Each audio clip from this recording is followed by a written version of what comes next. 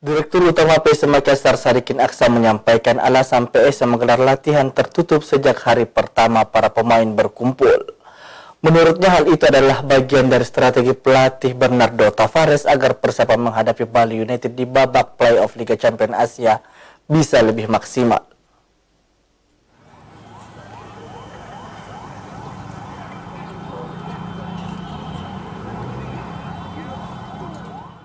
Usai menjalani libur panjang, skuad PSM Makassar kembali berkumpul mempersiapkan diri menghadapi laga terdekat melawan Bali United pada babak playoff Liga Champions Asia.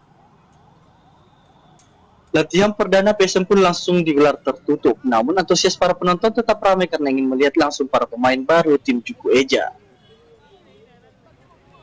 Direktur Utama PSM Makassar Sadikin Aksa menyampaikan, alasan PSM menggelar latihan tertutup menurutnya hal itu adalah bagian dari strategi pelatih Bernardo Tavares agar persiapan menghadapi Bali United bisa lebih maksimal.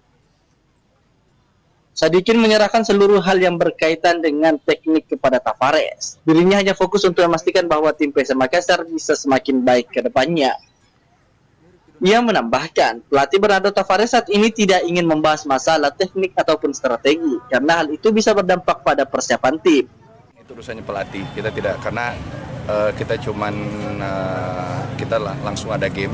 Masalah teknikal itu semua di pelatih, saya tidak, apapun yang dilakukan hari ini itu udah strateginya pelatih.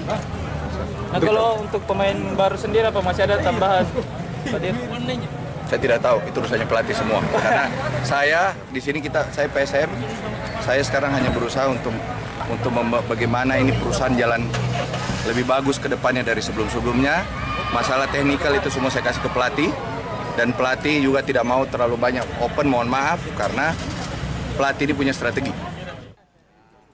Sadikin hanya berharap agar para supporter dan pecinta PSM terus memberikan dukungannya untuk tim kebanggaan masyarakat Sulawesi Selatan ini. Wahyu Saputra, Celebes TV.